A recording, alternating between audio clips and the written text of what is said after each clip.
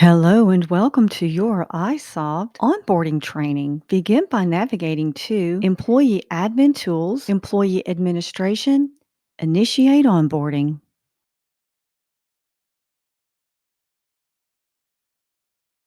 This is where the admin will not be entering manual information. The employee will receive an email and they will complete that information for the admin. In order to send this out, I must select my legal company. I will also enter in the work location and use the onboarding template. Now, each of these items or these fields can be configured for your client's needs. Also, at the bottom, you're going to notice I can enter a birth date, the social security, the hire date, or labor fields such as division, branch, location, department, project, job, whatever you need, we will configure it to fit your needs. And also you will find that you can even assign someone to their benefit class. Now, once I've completed this, I will select the Save button, and that will send an email to my employee. And the email will be similar to this one, a nice warm welcome containing the URL where they will click on that hyperlink and it will drive them to the login page to get their onboarding wizard started. The administrator can see the progress of the employee and where they are in the onboarding stage by navigating to Employee Admin Tools, Employee Administration, Pending EE Dashboard. Now, there are several things very helpful about this particular dashboard. First, if I need to see where my employee is in the process of onboarding, I would tick the box beside the name. I could select Quick Hire, or I could select the New Hire Wizard. Larger organizations, best practice for them is to select the New Hire Wizard because that lets us see the federal reporting data on the second page. Let's take a look.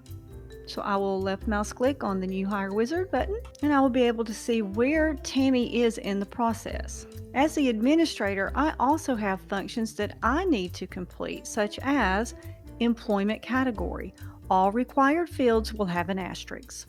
Tammy has completed the first page of her onboarding wizard. As the administrator, I will go to the black action bar and select the word Next to move to the next page. Notice that Tammy has completed her personal information. She completed an electronic I-9 validation form. She has selected that she is not disabled and entered in the date that was disclosed with her EEO information, but the veteran information was left blank. That's okay.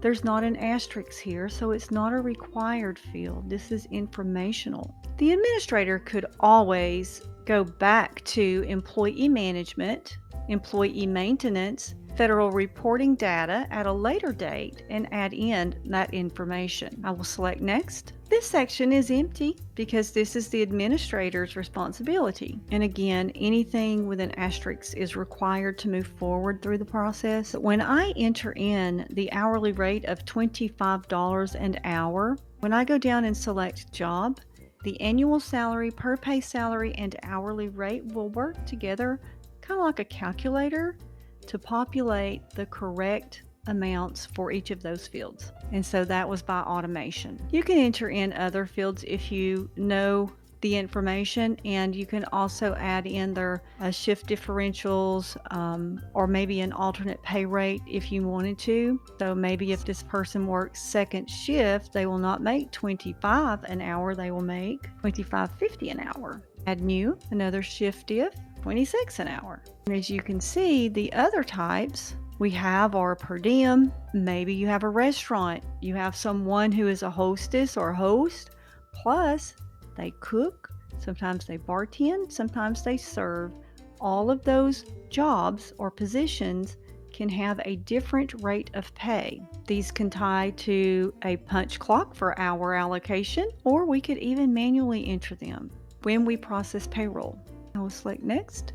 Amy has completed her taxes. The onboarding wizard contains a tax wizard as well. And just by point and click, she would have answered questions, ticked radio buttons, and moved forward through the process of both federal and state if state is required. If state is not required, it would not be there. The department, location, division, and benefit class can be assigned from the Initiate Onboarding page. And now we come to the direct deposit piece. If this person has only one direct deposit, I'm going to ensure that the sequence contains the words remaining net. If this person has more than one account, and maybe even a different account type, I will then ask the employee, which account do you want to send money to first, and which account do you wish to catch the remaining net? You could flip these once you have them added, as long as one of the accounts state the sequence is remaining net, especially when there is only one account. Always want to see remaining net. At this point in the onboarding process, I would go up and select Save and go back to the list, and Tammy would appear on my active employee list. The Quick Hire button, one left mouse click, allows me to see the progress of the employee all on one page. It also allows me to complete all components that I need to complete as the administrator. The difference between the Quick Hire and the New Hire Wizard is that the Quick Hire presents all of the information on one page, with the exception of veteran, disability, EEO, and the I-9 information. So just remember, if you use the Quick Hire, you will always need to go back to Employee Management, Employee Maintenance, Federal Reporting Data, and visit each of those tabs to enter in that information after you have hired that individual.